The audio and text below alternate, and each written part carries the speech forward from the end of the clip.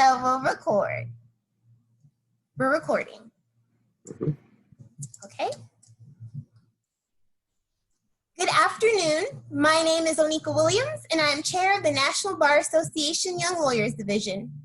The National Bar Association was founded in 1925 and is the nation's oldest and largest national network of predominantly African-American attorneys and judges. The YLD is the home of the young lawyer within the NBA and represents the interests of young Black attorneys under the age of 40 years old or originally admitted to practice within the past 10 years, whichever is more inclusive. This year, NBA YLD's theme is 2020 and beyond, recognizing the importance of the young lawyer. And one of our programmatic themes areas is the 2020 census. Today's program is part of our hashtag NBA YLD Counts 2020 census campaign. And today's panelists are young professional leaders from around the country that have been doing work around the 2020 census. We will be discussing on-the-ground actions you and your organizations can take to make sure your communities are counted in the last days of the 2020 census. So I'll introduce the panelists. We'll have about 40 minutes of discussion, and it will be followed up by audience questions. First up, Madam Past Chair Khyla Craine. Khyla Craine was YLD Chair during the 2016-2017 bar year. Under her leadership, our division won Division of the Year from past President Kevin Judd. For almost 20 years, Khyla Craine has been a social justice advocate. Her legal work has focused on voting rights, civic engagement, environmental justice, and corporate governance. Recently, Ms. Craine returned to her home to work for the Michigan Secretary of State as Deputy Legal Director. Previously, Ms. Craine served as an attorney for the NAACP, the United States' largest and oldest grassroots civil rights organization. The Ann Arbor, Michigan native is a graduate of Howard University School of Law and South Carolina State University. Madam Past Chair also is chair for the National Census Task Force of the National Social Action Commission of Delta Sigma Theta Sorority Incorporated. Kawanza Billy is the Civic Engagement Chair of Thursday Network, Greater Washington Urban League's Young Professional Auxiliary. She is founder and social impact strategist at K. Billy Push, a consulting company dedicated to creating and improving social initiatives. She's been a member of Thursday Network since 2016, graduate of fall 2018 cohort of the Washington Bureau Advocacy Certification Program, and the 2019 Volunteer of the Year for Thursday Network. Traci DeShazor is a native of Dannyville, Virginia, and she is a government relations professional with a focus on promoting diversity, equity, and inclusion, strategic communication, and community engagement. Traci's versatility as a public administrator has allowed her to inform a wide variety of social justice policies and initiatives throughout her career. Most notably, Traci's work informs the recruitment of the Commonwealth of Virginia's first ever Chief Diversity Officer, historic restoration of rights efforts. Traci received her MA in Justice and Legal Studies from Hollins University and her BA in International Studies from Virginia Tech. Traci is a proud member of the Alpha Phi Omega chapter of Alpha Kappa Alpha Sorority Incorporated. Jason Clark is an Assistant Attorney General in the Office of New York State Attorney General Letitia James. At the Attorney General's office, he is responsible for investigating and prosecuting illegal conduct in the state of New York. Jason is the immediate past president of the Metropolitan Bar Association, which is the largest association of predominantly Black attorneys in New York. He launched a weekly television program on the Manhattan neighborhood network called Raising the Bar with the MBBA, which discussed issues affecting the African American community and offers solutions. Jason is also the founder of DREAMChasers, which is a free tutoring and mentoring program that has helped over 100 students from low-income and underrepresented backgrounds prepare for the New York City Specialized High School Admissions Test. He is a graduate of Princeton University and University of Michigan Law School. So let's get into it. The first question, what is the census and why is it important in real life practical terms? Whoever wants to start. Khyla. Thank you, Mr. President. Good evening. Thank you, Madam Chair, for having me. I'm so excited to be here with my YLD family to talk about the census. So, of course, disclaimers. Anything that I say does not necessarily represent Delta Sigma Theta or the Secretary of State for the state of Michigan, but I'm sure that they would approve. So, the census. The census is a constitutionally required count of all persons residing in the United States. It is actually a requirement of the Congress to do so every 10 years. And every 10 years since 1790, the Congress has conducted such the count. The count is important for a myriad of different reasons, but particularly two. One, it is for the apportionment of members of the House of Representatives. So everybody is counted in the United States, and then we decide where the 435 members of Congress will be seated based upon population. So if your population suddenly increases in your state, then that means that you may gain a member of Congress or two. If your population decreases, your state may decrease the number of members of Congress that you have. And of course, it doesn't just kind of disappear into the atmosphere. When one state goes up, the other state goes down, so it balances because we still only have 435 members of Congress. It's also important because $1.5 trillion, either in whole or in part, are doled out through over 200 different programs in the federal government based upon the census. So this is Title I funding, this is funding for your roads, bridges, and other things. This is for Medicare, even simple things like wastewater or a rural education program that they have in the Department of Education. There's a myriad of different reasons, but 1.5 trillion with the T dollars are doled out based upon the census. And so it's very important, like we say in Delta, it's about money and it's about power. The money, the trillions of dollars, the power, the political power. Of course, it's in 2020, it's very important, of course, because this is how we elect the president. It's directly connected on how we elect the president. For every other elected official, we elect by the popular vote. Whoever gets 50.0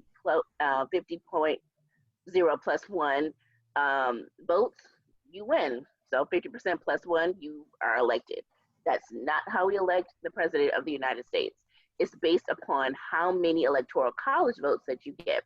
So those 435 that I was just talking about, every state has a portion of that.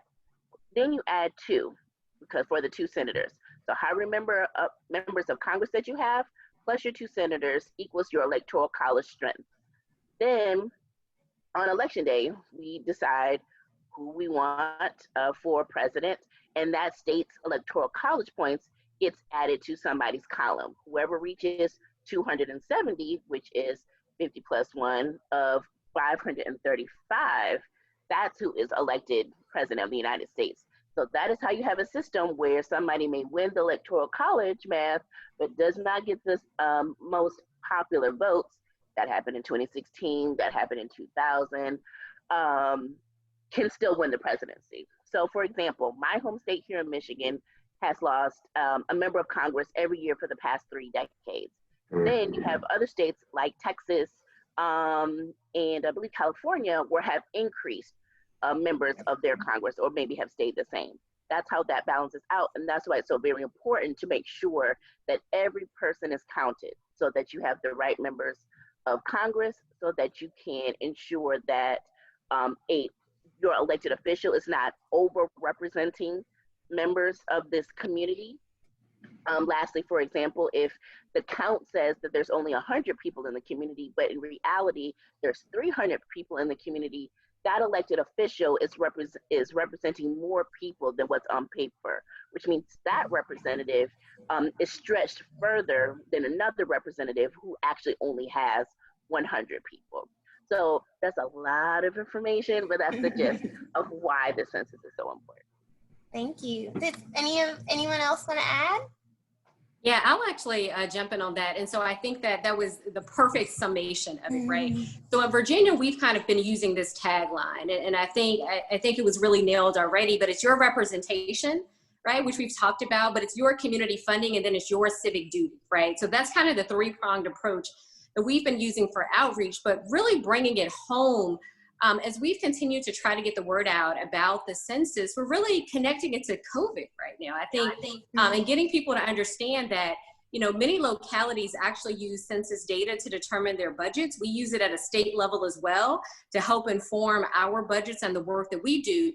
And so getting people to understand that, unfortunately, because of the pandemic, our state and local budgets are completely decimated.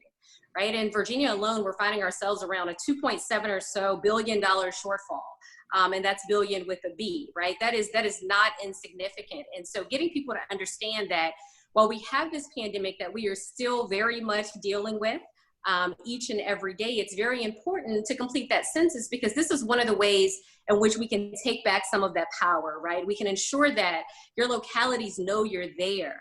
And then I'll give you a very specific example. So last week, we actually facilitated a webinar engaging Virginia's Asian American and Pacific Islander communities. Yeah. And we were talking with them and just asked the question, you know, what's at stake for this particular community? We've really been trying to drill it down community by community. And someone gave a beautiful example that, you know, when you go to Costco in Northern Virginia, right, everyone knows the Costco in Pentagon City. And when you go there, there are a number of different products that are specific to the community that come from various parts of the world that are really enjoyed by members of the Asian American and Pacific Islander community.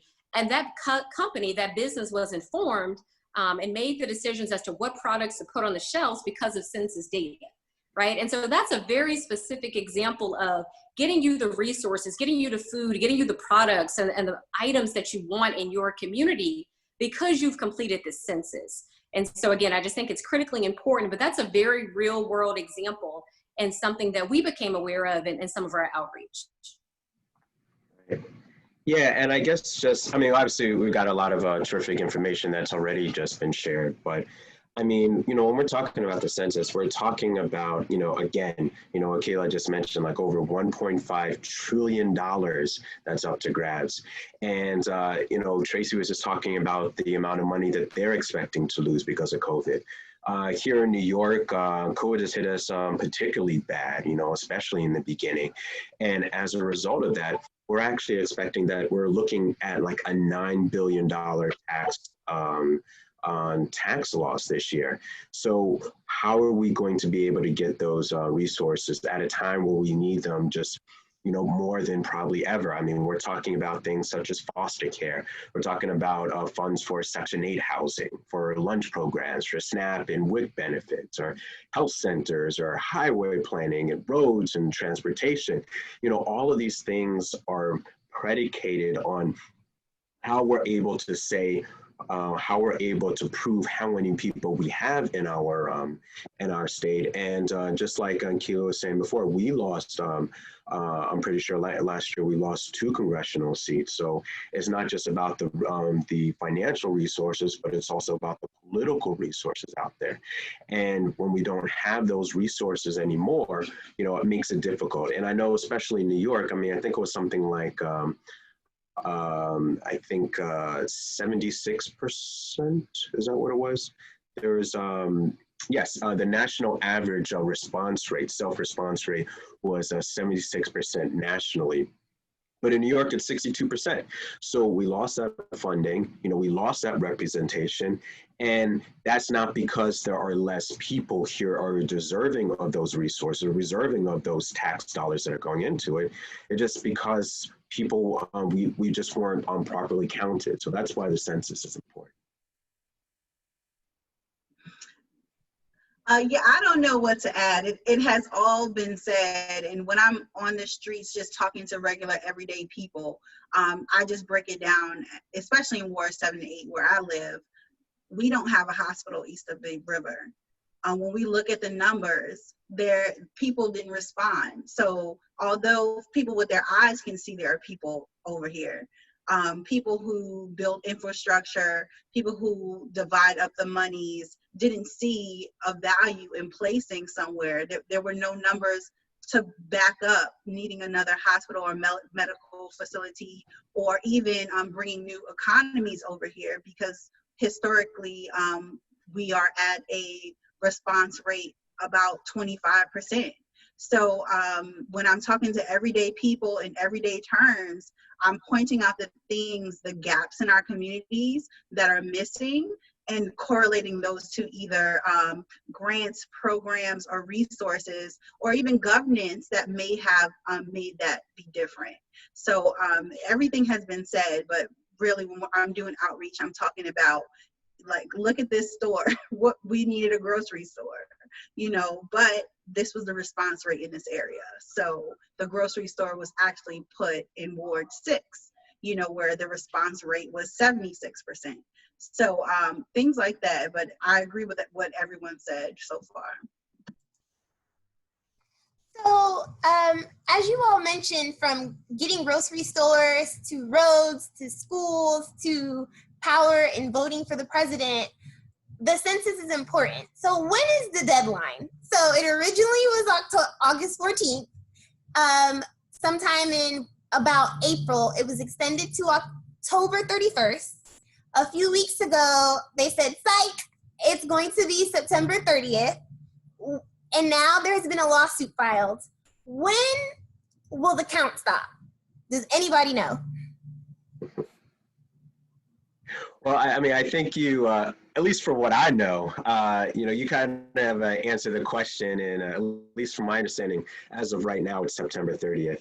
And look, you know, maybe it does get pushed back. Maybe I think it's a lawsuit that's brought by, you know, in California, and maybe it gets passed back to October 30th. But the fact of the matter is we can't wait until October 30th. I mean, the census itself, it takes a few minutes. It takes a few minutes of that.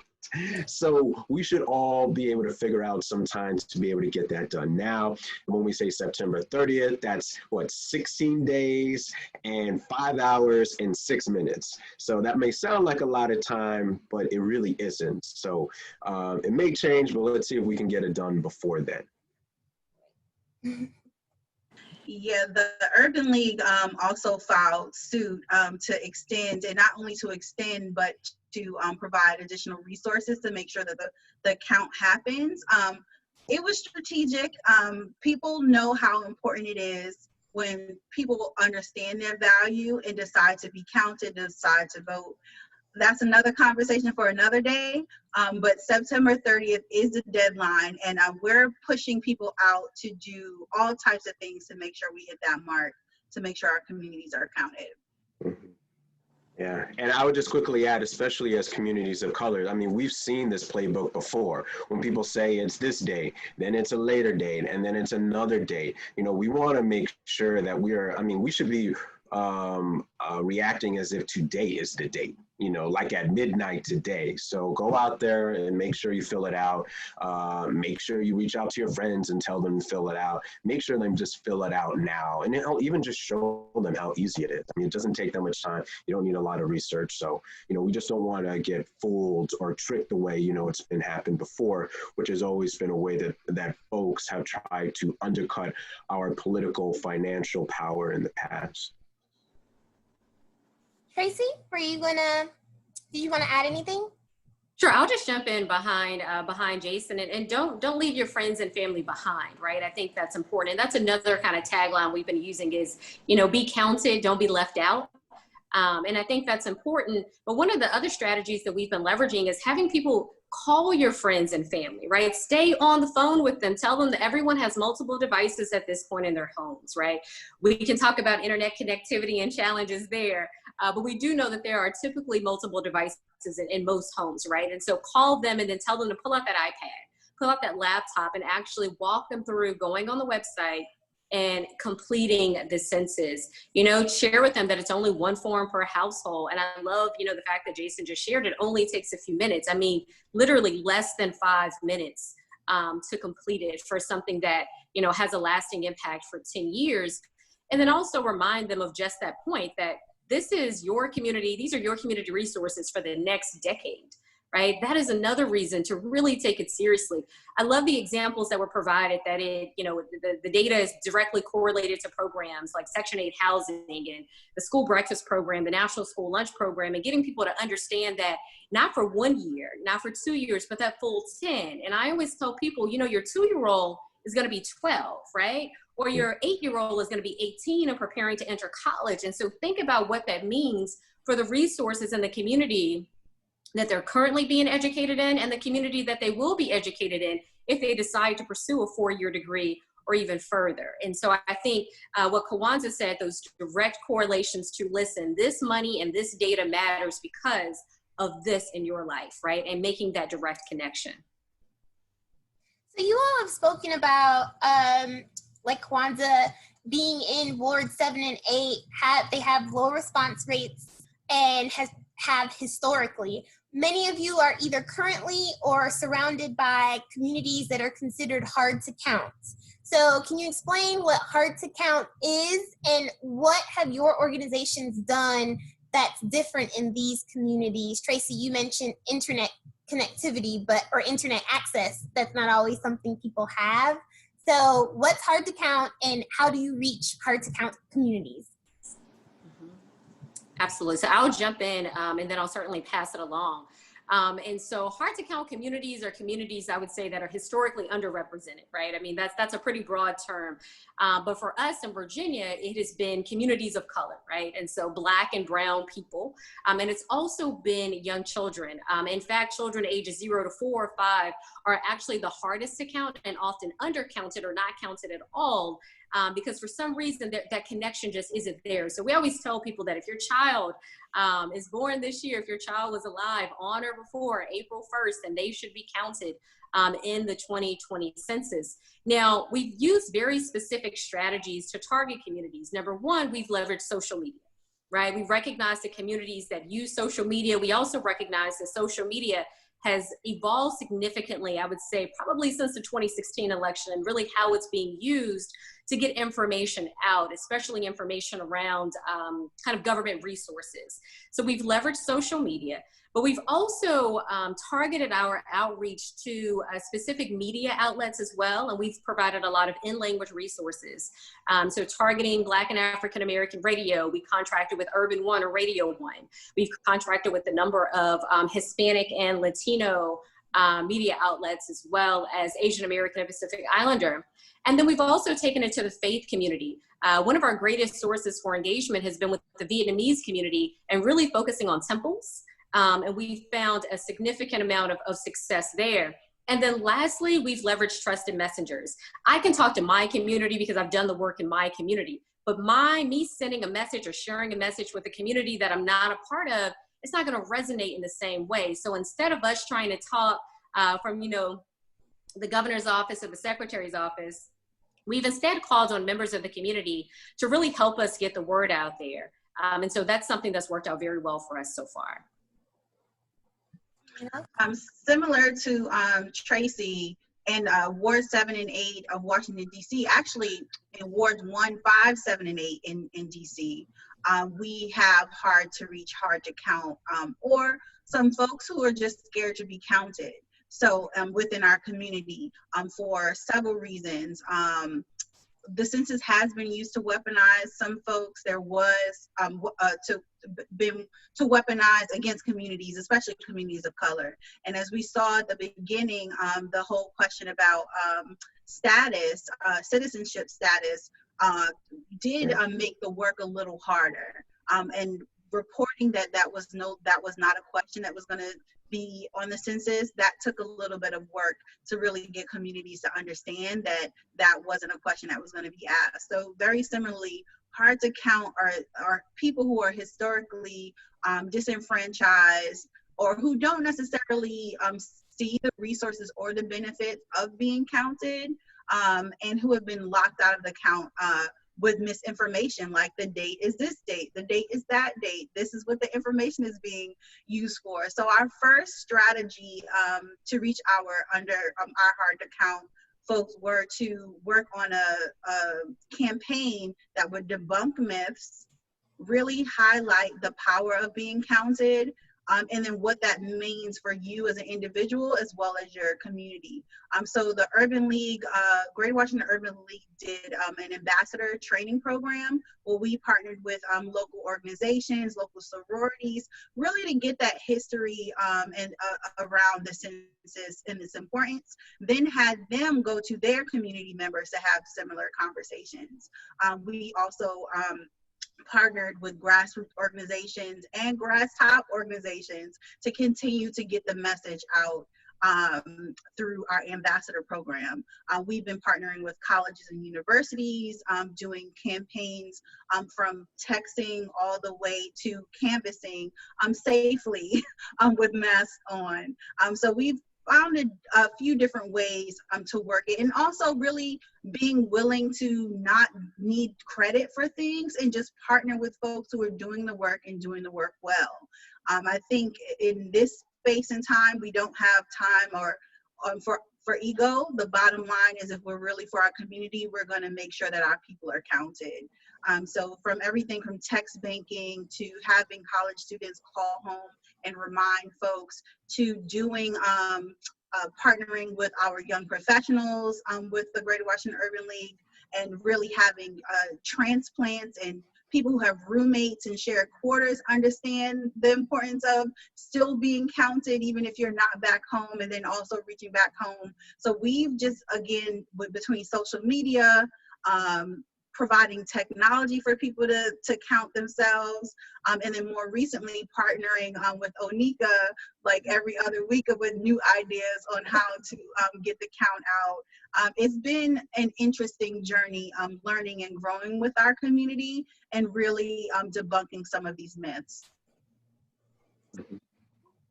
Jason, did you want to add anything in, Khyla, or?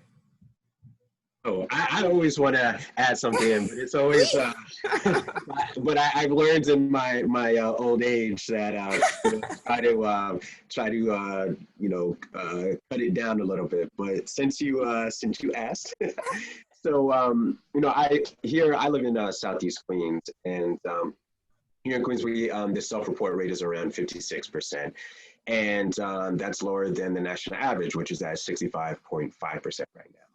So we're an under-recorded, in a hard-to-count area, right? I mean, this area here, we have a disproportionately larger number of folks of color, African-American folks, individuals who are first-generation Americans, and a lot of non-English as a primary language folks here. And as a result of that, especially with COVID, especially the fact that it's so much harder to actually get enumerators right in front of somebody, it's harder, it's just harder to be able to get out there.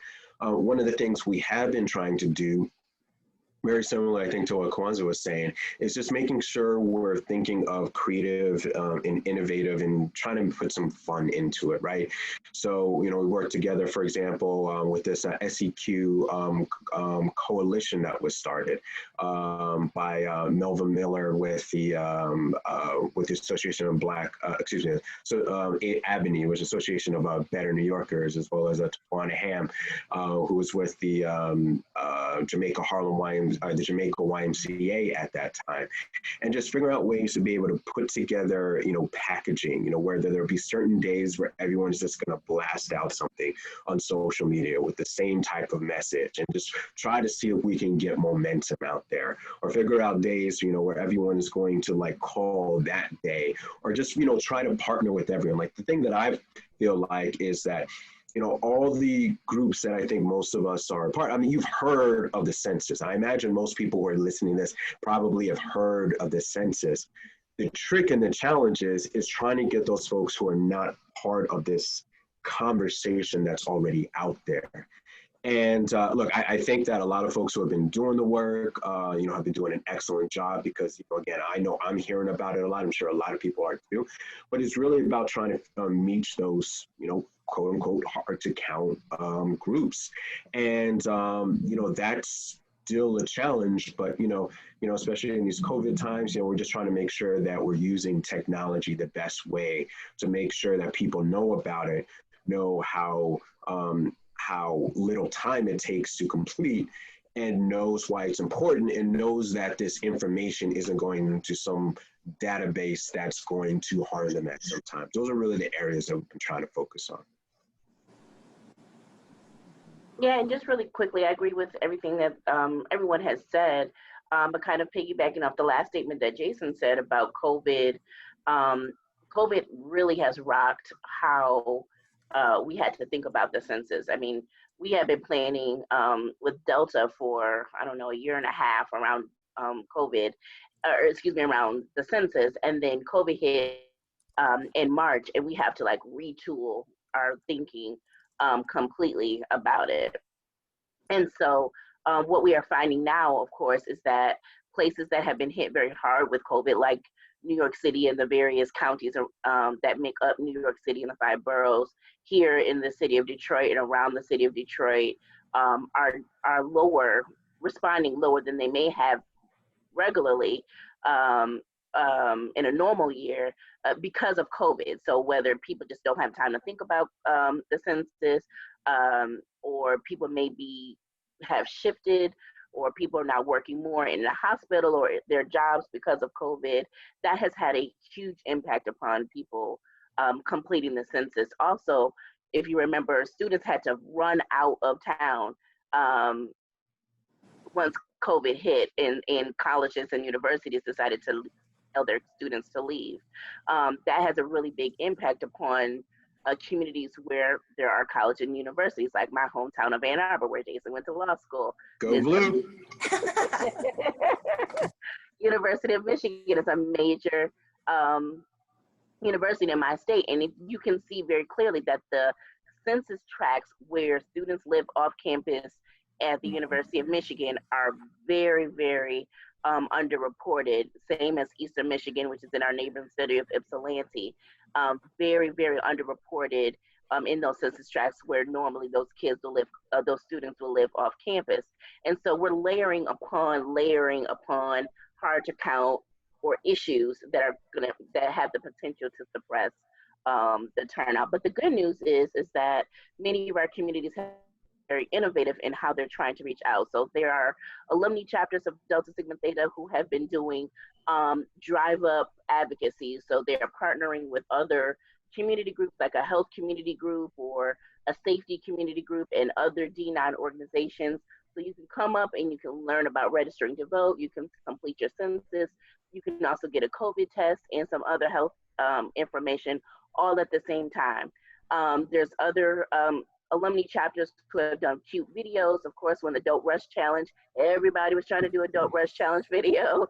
And so we've been able to be creative. I'm not creative, so I don't really participate, but I've been pushing our, the Delta chapters, of course, and then other friends of mine on social media to really get engaged. When COVID first hit, I put up a quick tweet, not really affiliated directly with my work with Delta, but I mean, I can't really untie myself, right? And so I just put up like, well, since we're all stuck at home, here's the link to go to my2020census.gov to complete your census. Here are 5 numbers that you can call, one for English, this one for Spanish, this one for Korean, this one for Mandarin. It got like 5,000 retweets or something stupid because people were all stuck at home, but also you were able to quickly engage. You got the information out quickly to folks, and it just kept spiraling. So, I mean, the hard to count thing is a real issue that we have to combat, and COVID and other things are making it worse. But I think this has been able, like everyone has said, to spawn creativity on how do we reach our people, and also dispel the myths that are coming from the highest offices in the land that are trying to scare people away from completing the census. Yeah, talking about creativity, I'm having flashbacks. We did Census and Chill, that hashtag, and we had members of our young professional network taking pictures of their completion receipt and hashtag Census and Chill. We didn't do Don't Rush, but we did do several TikTok competitions, as well as to promote the birth through 5-year-olds, counting all the family. We did several art competitions because we figured if we can get art into the homes, and we even dropped like supplies off to people's homes, and parents and families see their young people designing or doing whatever, that would also start some conversation. And then we also gave them some like talking points to speak with their family. But I think, as everyone said, that we've had to become really creative and strategic around COVID and the census. Yeah, I think in many ways, I think we're all hard to count in different ways, right? Especially with the pandemic. Even myself, right, working on this for so long, I think I got my second postcard in the mail and I was like, oh, wait a minute, let me stop organizing a webinar for the census and actually complete my own census for a moment, right? And so I think that we're all hard to count in different ways, but a couple of things I want to know, because creativity really has been the name of the game for us over the past several months. We've had localities create masks, face masks and face coverings to distribute. We have partnered with the Virginia Department of Health in trying to get the word out at those COVID testing sites, right? And all sorts of things that are really outside of the box. But I do want to take a moment to highlight our rural communities. I think that we often talk about our urban pockets, but in Virginia in particular, we have several rural communities. And when you look at our response rates, I mean, right now, both self-response and those that have responded with the assistance of enumerators, we're well over 80%, right? That's great. But that's 20% of Virginians that aren't counted. And we're looking at those census tracts of where folks are located. And this is where people need the resources most. This is where we don't have the hospitals. This is where we need schools with better infrastructure, right? And so one of the things that we've had to do is really look at how the communities that we're engaging respond to correspondence. And so there are some Virginia communities, the Eastern Shore, for example, they only receive mail via PO boxes. Right. And so we have actually had to launch a postcard campaign just to reach people in this part of the state, which is a very significant part of the state. It's very large. And so every community looks a little different. And so with a state like Virginia, we've really had to take a one size does not fit all approach, right? What works for Northern Virginia, whether it's text messaging services that we've leveraged, doesn't work for the Eastern Shore or South Side Virginia. And so that's something that I wanted to make sure we mention, just those rural communities as well, and ensuring that we're getting the word out. I actually wanted to mention that as well. I know that was one of the areas Khyla created Delta Census Tuesdays, where she picked a different topic every other Tuesday to tweet about. And one of them was around rural communities, because they often, as you mentioned, when we think of hard to count, we often think of, our bigger cities, but rural communities also have internet access issues, and they also have, mail issues. I personally have family in the Virgin Islands, and they have that same issue where they get mail at a PO box. So their census efforts have looked different as well, where they've needed they have to be local people, because they don't have regular, address signs. You have to know that so-and-so lives up the hill to the right next to know that that's who that form is looking for. So you all have mentioned some great ideas.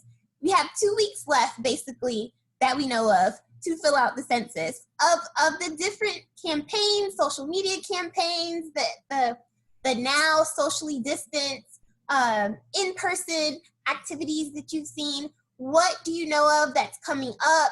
What can people do within the next 2 weeks? I know you all are leaders, and so you've mentioned some campaigns that sound like they took a little bit to think of. So like, if someone is just now, wanting to reach out, what can they do? Are there activities that they can look for? Are there activities that they can do and participate in with their organization? Anyone can. Well, for me, I mean, you can always join us for Delta Census Tuesdays. You don't have to be a Delta just to join. We're talking every week, and last week we were blessed to have our national president and CEO, Beverly Evans Smith, join us, and she took over Delta Census Tuesday. And we're looking to do that tomorrow, of course, and then every Tuesday for the rest of the month. we're also really excited to engage our students who are coming back to school to make sure that they know that they needed to fill out the census where they were last school term. And so just trying to make sure that everyone knows about that. But we're really excited. We're doing some innovative stuff, some stuff I can't announce just yet, but stay tuned. Stay tuned. It's gonna You be got exciting. 16 days to announce it. So what we're working on is partnering with organizations who have things already going on, especially with voter registration drives. It's like, hey, can we jump on your drive to have conversations about census as well? Hey, can the Census Bureau do a pop-up at your church? Like, you know, whatever it is. So if you're trying to make some things happen, look at organizations who are already doing stuff and see how you can amplify and drive people to them or drive traffic to social media campaigns. I'd also say just start picking up the phone. Start picking up the phone, check in on your immediate circle, and then have them pledge to do the same, to call 2 or 3 people just to make sure. And you can also just shoot a text with a link for the census for just something quick, and just time block some time and just hit the phone. Yeah, so we're focusing on a few things in the final few weeks. One, we are in a statewide month of action. And so what we're doing is hosting a webinar series. And so we're engaging various communities directly. And so tomorrow we have one that's targeted to Virginia's LGBTQIA+ community. On Thursday, one targeted to Virginia's Black and African American community. And then we'll close out the month engaging Virginia's Hispanic, Latino, and Latinx community, as well as women, children, and families. And so that's one of the efforts that you all are more than welcome to join. I'll be sure to follow up with information and the participation links for those. But I think what we're recognizing, right, is that the people that are joining us are already engaged. And so I'll go back to something that Kawanza shared, right? It's just call your friends, call your family, and don't overthink it, right? Believe it or not, every time you post on social media, I guarantee you someone that hasn't completed their census, they see that post and it may prompt them to remember that, you know what, I do just have a few more weeks. Now is the time that I'm going to stop what I'm doing and go ahead and complete my census. I also encourage you to, you know, any sort of social media, just keep pushing out graphics. The last thing that we're going to be doing is really focusing on engaging our faith community. What we've done a couple of times throughout the kind of engagement period that we've conducted is sending them scriptures that they can pull from, kind of suggested texts that they can pull from. We've sent them just all sorts of already pre-written and pre-selected, again, scriptures and texts, so that we're kind of giving them a leg up in it and encouraging them to talk about the importance of the count. In whatever text, whatever place of worship you worship in, tie it back to the importance of being counted and having that representation, that community funding, and then also reminding people that it's their civic duty. Yeah, and then I guess that's what I'd add is, you know, over these last couple of months, you know, just trying to figure out ways, you know, especially during these kind of COVID times, to try to make sure we get resources out there. Myself and a couple of other people put together this group called SDQ Legal. And what we're looking to do is just try to figure out ways we can be resources in all types of areas. So I know that, you know, our plan is to definitely try to, you know, get some more information out there, use, make sure we're using the social media platform to get information out there. If there are things that any of you are doing that you think would be good for us to be able to incorporate to SDQ Legal, we're happy to do so. I know that one of the things I've been trying to think about, in addition to social media, is just figure out ways to just make sure that enumerators can actually get in buildings, right? Because a lot of times what we're seeing is there are folks, they can't get into a particular, NYCHA building or a co-op or a condo or what have you, so that they can be able to count everyone or go back and count everyone. So trying to make sure folks know that and know how they could be able to identify folks so that they can feel safe about who they're letting in their to their buildings. And then just trying to make sure we're out there just trying to dispel some of the myths that are out there.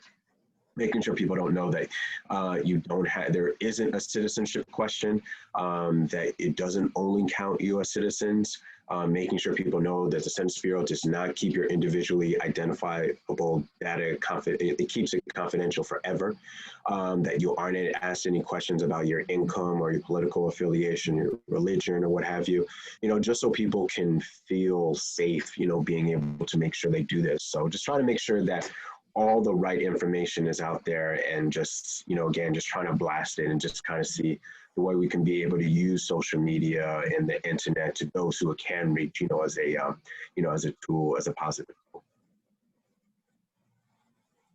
Khyla, did you? I just want to shout out the National Urban League. The Urban League has been a really good partner to ensure that Black people in particular are counted fully across the country. And so they have built a consortium of various organizations, including the Black People's Roundtable, where our soror Melanie Campbell is lead. But they have gathered so many different organizations, including Black immigrant organizations as well, which is really important, because when we think about immigrants, we might sometimes think about our Latin folks, but there's of course Afro-Latino populations, and then there's immigrants from all across the African diaspora that we don't necessarily think about, but are similarly afraid about completing the census. So no matter what your community looks like, we need to make sure, as Jason said, we inform them properly, especially about the citizenship issues and the security of the census. And really just stay tuned. The case is actually being led by the National Urban League and the NAACP out in California. They did receive an injunction to force the Census Bureau to continue doing enumerations, going to door knocking. So we're waiting to see, I think on Friday, to see what they're going to say about extending the deadline for the census. That's why we say we think it's September 30th, but we don't really know. But the point is, you could have filled the census out while you were listening to this. And so it's only going to take you, it's probably take you less time than it took me to explain what the census was at the beginning. So just go ahead to my2020census.gov and complete the census, and encourage your family. Call 5 family and friends and ask them to do the same, and also call your leadership in your houses of worship. Traci was saying many of us are still virtual, so see if they can insert a presentation or something into their weekly announcements reminding folks to complete the census, because we do only get one shot. And Traci stole my tagline that I usually say at the end of my speech. My goddaughter is 2, she'll be 2 next month, and by the time we take the census again, she'll be headed to 6th grade. And so all will she experience in that decade of her life, and how many things will be funded in whole or in part by the census that she will have to undertake. So I encourage you, if you don't do it for you, do it for the children who can't do it for themselves, and can include the children when you do complete the census, especially those 0 to 5. Thank you. And register to vote too while you're at it. I was just about to follow up with that, because we only have a few more minutes. And so I didn't want to leave the voting part out, but I do want to say there was a Delta Census Tuesday. There was 2 parts that we— A lot of Delta stuff going on here. What's 0 up to with 5. this? You know? 0 to 5. They are very undercounted. Something. And so I would be remiss if I didn't actually ask you, what do you have coming up? I know, Kawanza, you have some exciting news for this Friday, dealing with voting. Khyla mentioned at the beginning, the census is tied to your representation to the Electoral College. So on a final note, can you tell us, it's election season, voter registration, National Voter Registration Day is next week. Friday is what, Kawanza? Friday is National Black Voter Registration Day.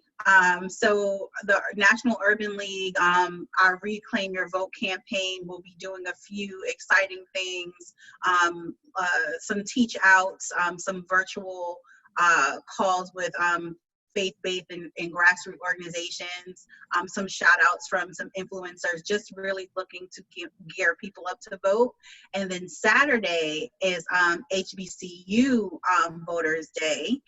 So between 2 and 4, there will be a virtual voter registration event with music, all types of cool stuff. And you can learn more by visiting NUL.org, and it has all the links, all the details, and you can register directly through NUL.org or through with our partners when we all vote. So very excited about this week. That's this week. That's Friday. Yeah, that's this week. Yeah. Jason, do you have anything that your SDQ Legal is doing or any upcoming events? Yeah, we're still kind of formulating it all, but what we're going to be doing is putting together a pretty strong voter registration initiative. There's actually some stuff as soon as we get off this call that I'm going to start talking to a few people about what that's going to look like. And then as soon as that deadline to register to vote is over, then we're going to switch gears and start looking about how we can be able to develop a robust get out the vote initiative. So, between now and November 4th, we just got to do everything we can to make sure that everybody has an opportunity to get out there, to be counted, to be represented. And, this may not be for the next 10 years, but, these next 4 years are critically important. Traci, any I get your emails, by the way. You added me to your list. So I should say the state of Virginia sends out excellent census newsletters, and that is where I get a lot of my information from. Fantastic. I have a few more distribution lists I'm going to be adding you to. Thank you. And so stay tuned. But I'll say that I'll take something that one of our commissioners has been saying, Dr. Leo Whitaker, and I want to call his name. He's also the executive director of the Baptist General Convention. And so they've been doing tremendous work, but he says, this moment that we find ourselves in right now, you have your census in one hand and you have your vote in the other hand. And he said it just beautifully. And so I'll just call on him and say, you take those two and you pull them together. And I think that's how we really start to reclaim our power. And I think that's kind of that lasting message that we've been sharing with people, is that you have your two hands, and if you take them and you go ahead and you complete your census and you get that vote out, it'll be, I think we'll find ourselves in a pretty much better place than we've been in over the past 6 months. Khyla? I don't think I have anything to add. Thank you so much for having me. Please make sure you go out to vote. So many different organizations, the NBA, where I serve on the board of governors, and the NBA YLD, where I'm honored to be a past chair, is doing some phenomenal work around election protection. So if you want to participate with election protection, please go to the NBA nationalbar.org to look at their information, or if you want to participate with the Lawyers and Callers election protection effort that the NBA YLD is doing, please contact Chair Williams at chair@nbayYLD.org. It's going to be phenomenal work. Everybody has a role to play in this election. Of course, your number one role is to vote yourself. Your second is to make sure that your family and friends vote. And the third is, how do you protect the vote? Whether that is being election, what we call them election inspectors here in the state of Michigan, but a poll worker to work inside of the polls. If you want to be a poll watcher on the outside, making sure nothing nefarious, improper happens at the polling locations, or being somebody on the outside answering phone calls from concerned voters who are trying to exercise their right to vote. Everybody has a role to play. Just figure out what your role is and get to work, because this election really can decide how our country moves forward for the next, not just 4, but probably so many more years to come. When you talk about the Supreme Court, federal judges, the Department of Education, somebody say student loans, so many different things. So find out where you need to get to work and go ahead and get to work. Thank you so much. I want to, I need to make our own announcements. As past YLD Chair Craine mentioned, NBA YLD is also a When We All Vote partner. We will also be participating on Friday. We have our own social media campaign that our election protection co-chair, Ashley Lee, will be launching on Friday. We have a National Voters Registration Day event. That's gonna be #YLD Vote and Chill. You can join us for that on Remo, where we will be talking about more of our election protection efforts. Last week, we launched a fundraiser that we are doing with the Federal Rights Restoration Coalition that is raising money to help returned citizens in Florida gain the right to vote. they have to pay their fees and fines before they're able to vote. And on Friday, the 11th Circuit upheld that law in a 200-page decision. And so we have launched a fundraiser to help FRRC in their efforts in allowing and helping return citizens to vote. And as Past Chair Craine mentioned, we are also launching and will be recruiting volunteers for Lawyers and Callers Committee, Lawyers and Callers efforts that is related to the Lawyers Committee's efforts on Election Day. We are preparing an email to send that out. And so thank you. Oh, I would also, of course, I need to mention, I'll actually see Kawanza multiple times next week, because we, with my local sorority chapter, and if you're in DC, Our Lady of Perpetual Help is having a 3-day voter registration drive on September 17th, September 19th, and on National Voters Registration Day, September 22nd.